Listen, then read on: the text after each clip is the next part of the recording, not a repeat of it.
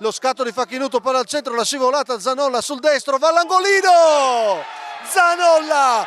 Sandonà 1, Codroipo 1, le proteste del Sandonà perché era fuori Pasian e il Codroipo ha punito il Sandonà e la riprende. Un gol pesantissimo quello di Zanolla che lancia il Codroipo. Il 26 di febbraio giocherà l'ultima gara del triangolare in casa contro il Brixen e grazie a questo risultato la qualificazione è alla portata. Un Codroipo promosso insomma anche nella fase nazionale della Coppa Italia. Qui a Sandonà decide il gol di Zanolla. Quanto vale quel gol? Raccontacelo anche tu.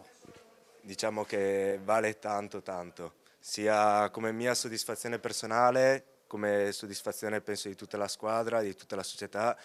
Come abbiamo sempre detto è un traguardo storico questo per il Codroipo e arrivare qua a Sandonà contro una grandissima squadra e tenere il risultato e penso come si è visto dare tutto in questi 90-95 minuti è una grande soddisfazione. Sono stati bravi, forse potevano fare qualcosa in più, sì, però bisogna sapersi accontentare e prendere il buono quello che c'è di oggi. Io dico che oggi andiamo via con più certezze che con meno, perché se noi non facciamo una mezza sciocchezza, vediamo se fanno gol. Anche se loro avevano avuto delle belle occasioni, però la sciocchezza dispiace. No? Sì, ma noi il primo tempo abbiamo avuto due situazioni, poi le vorrei rivedere, una su un corner quando il portiere dopo... C'era Tonizzoli. Però insomma... Bene. È aperta, quindi questo era l'obiettivo.